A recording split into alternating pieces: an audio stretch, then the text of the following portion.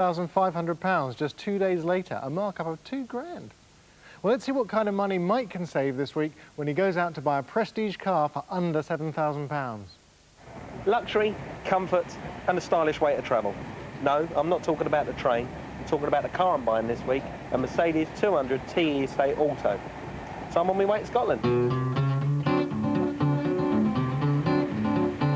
This week, I've been given £7.5 grand to buy a good, solid family car.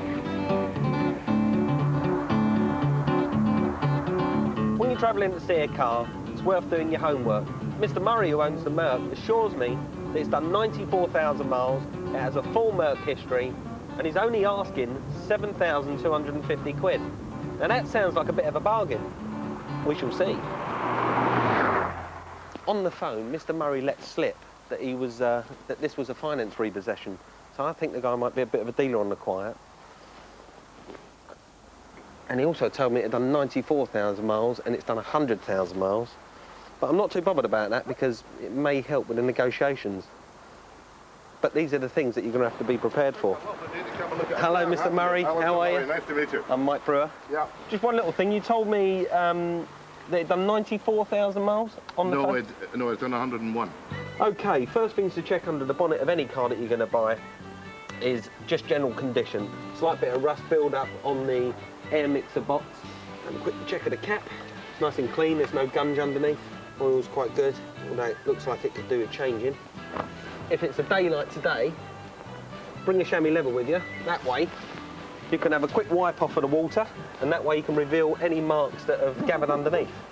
Remember, tyres can cost £120 on a corner, so check them and check them well. Don't just look at tread, look at the walls of the tyres to see if there's any damage. Sounds great. It's got the sport economy gearbox, bit of walnut in here, bit of wood.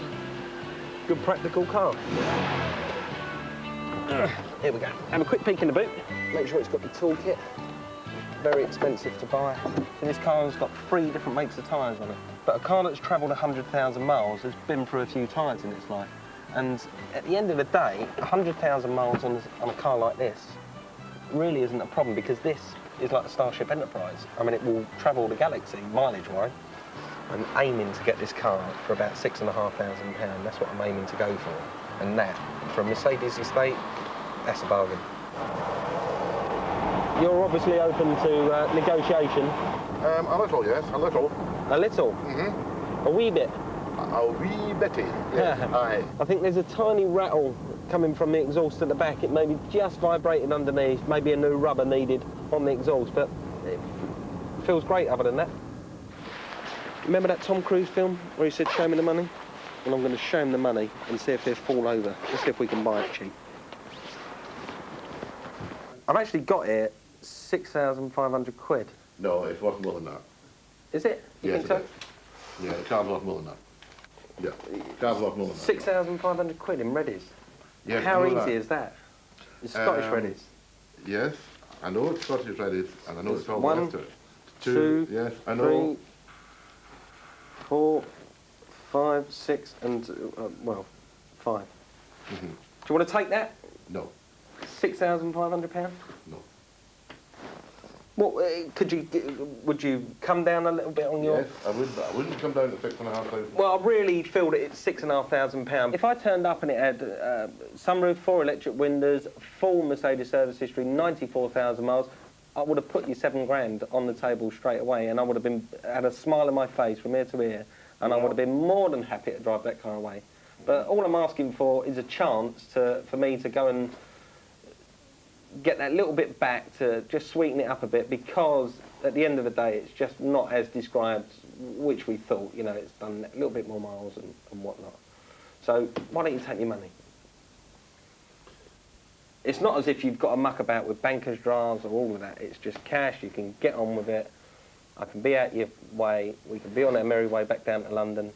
You haven't got to see me bumping me in the high street, me moaning about you've sold me a car that's gone wrong or anything. You stop for a minute. Yeah, you can stop. And all of a sudden, the deal stopped, and he went off to phone the owners. So you've had to make a telephone call to see if we can come to a deal. How do we get on? I'm afraid I've wasted your time. Have you? Yeah, I can't take less than 7,000. You can't. So there's no point in us negotiating. No, I'm afraid not, no.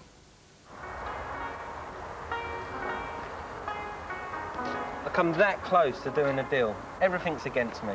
Guy's a liquidator, so there's a third party involved. Got no sunroof, done 100,000 miles instead of 94. Weather's terrible. I used all my negotiating skills, put all the money out on the table.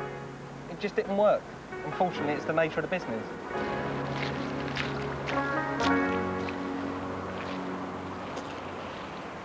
I tried my hardest to knock him down. Even after I got all the cash out, it still didn't do the trick. But maybe he was right to hold out.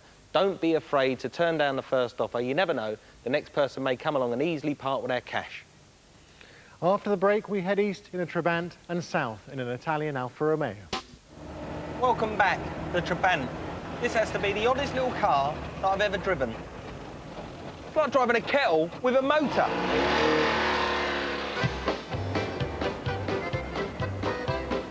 Made from a mixture of compressed cotton and plastic with an almost lawnmower-type engine. Trabants are hardly the last word in style. They don't even match up to the bottom-of-the-range Skoda, but they are durable and economical, which, to be fair, is what they were designed for. They run on a mixture of petrol and two-stroke oil, which sounds more like a fuel recipe for a fuzzy 50 motorbike than a car. The engine is incredibly simple, and it's so light that one person can lift it out on their own. In Trabant rallies, it's common to keep the spare engine in the boot, just in case of breakdown. Fuel economy is brilliant. Go down a steep hill in fourth and it will automatically slip into neutral to save fuel consumption. Trabants are strictly for eccentrics and for fun. If you're looking for a quirky car with a bit of history, you could do worse. Dawn has had hers a year, and most of that time it's just sat on her driveway. Good talking point for the neighbours, but not much use to her. So she's doing the only sensible thing and getting rid of it.